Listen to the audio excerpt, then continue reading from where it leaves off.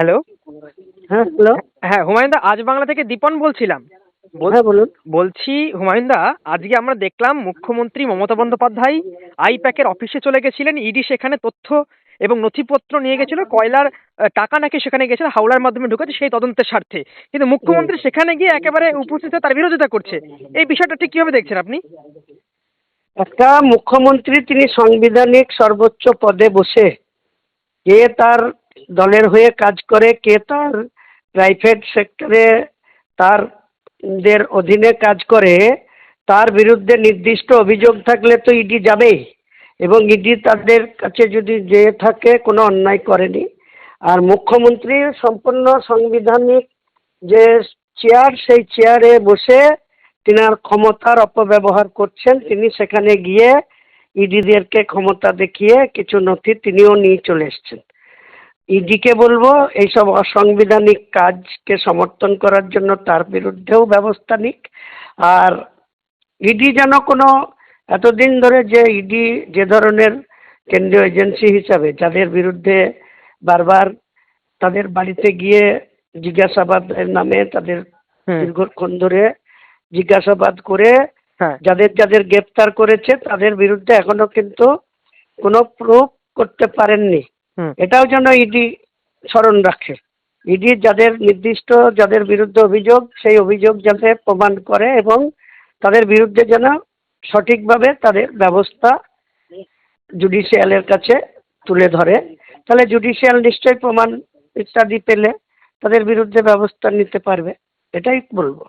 না, আপনার কি মনে হয় মানে এই যে মুখ্যমন্ত্রী যে পদক্ষেপ বা যে কাণ্ড কারখানা তিনি করলেন, এটা কি মুখ্যমন্ত্রী সুলভ? মানে ইডি আসবে বা মোটেই না। সিবিআই আসুক। কিন্তু উনি তো কোনো ধার ধারেন না কারো।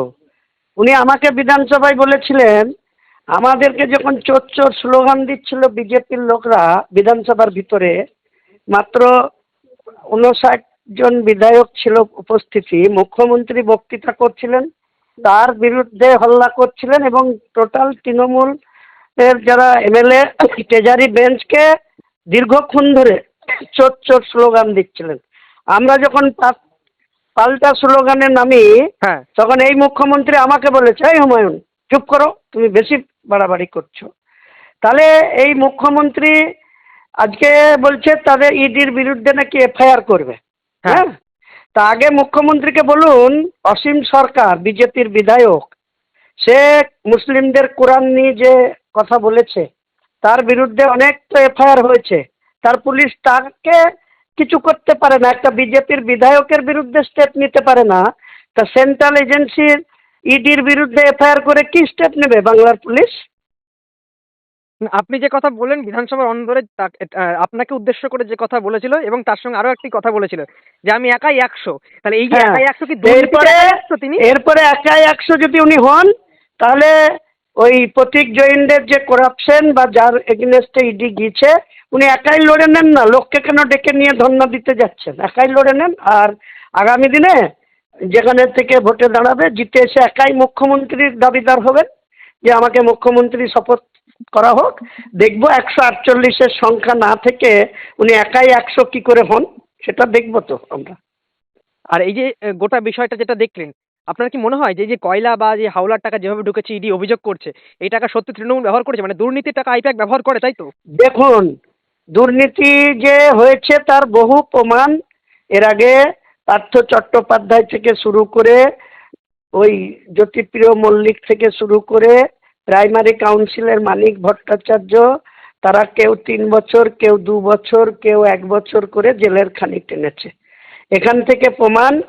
এবং সরকারি আধিকারিকদের সুবীরেশ ভট্টাচার্য থেকে শুরু করে, শান্তিময় সিনহা থেকে, কালীঘাটের কাকু, সুজয় কৃষ্ণ ভদ্র থেকে শুরু করে কতজন লোক জেল কাস্টডিতে। এটা তো ইতিহাস সৃষ্টি করে দিয়েছে তৃণমূল, যে তিনারা চোরবৃত্তি করেন, তিনারা অনিয়মকে নিয়ম করার চেষ্টা করেন এবং তিনারা যত রকম দুর্নীতি আছে তাকে প্রশ্রয় দেন। এটা তো প্রমাণ হয়ে গেছে।